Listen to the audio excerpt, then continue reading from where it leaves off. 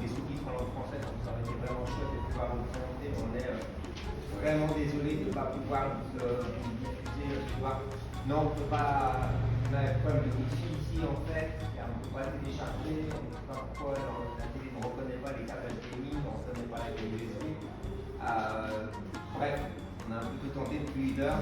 Bon, bien qu'à un moment donné on commence quand même, sinon on va vous faire très longtemps, on ne fera pas grand chose.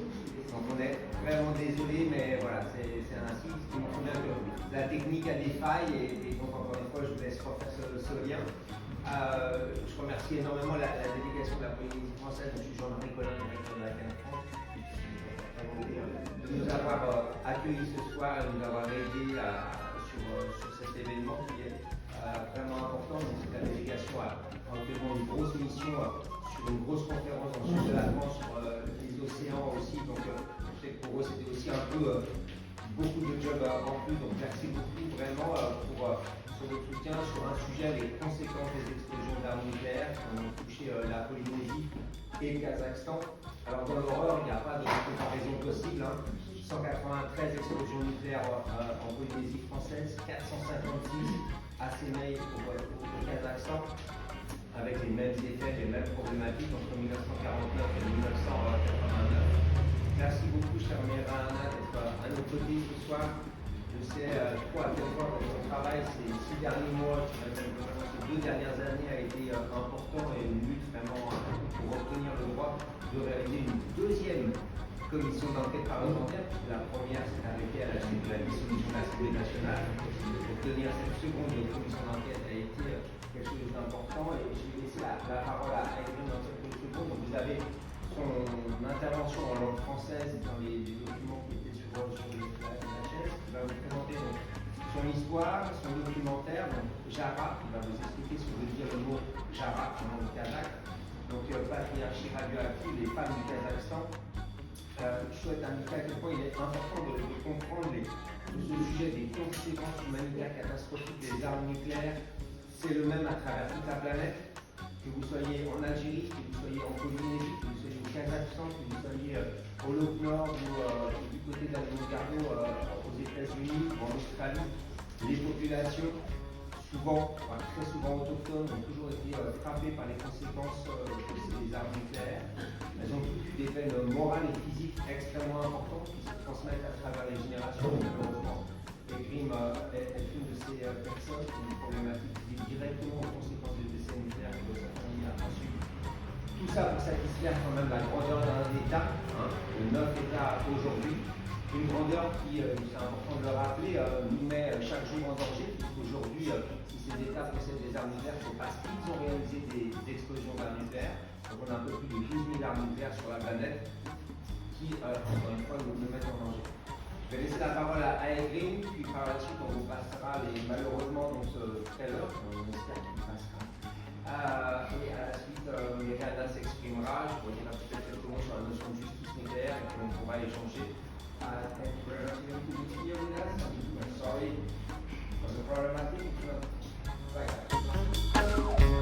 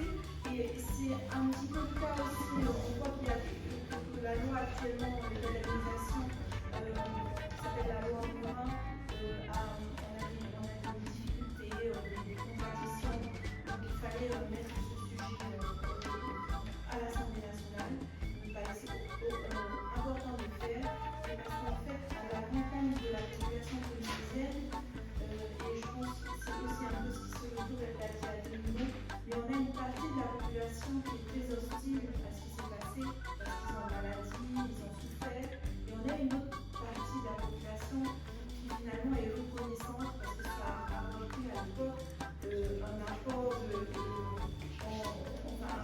il y a eu un boom économique, il y a eu un boom social et les gens se sont élevés socialement, ils pouvaient avoir un salaire, donc il y a beaucoup de bons côtés si on voit les choses un petit peu clés comme ça à l'époque. Mais en fait, je me suis posé la question, il y a ces deux extrêmes dans la population polynésienne, mais la plupart des gens, la masse polynésienne, ont ces deux tendances dans la même famille.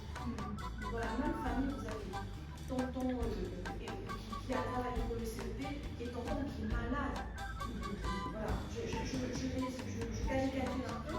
Et finalement, il y a une tension, il y a une espèce d'omerta parce que ce qui est important aussi, et ce que je retrouve chez Aigrim, c'est la pudeur, la dignité. Et donc les gens ne parlent pas en fait de leur souffrance, ni d'ailleurs de dire je suis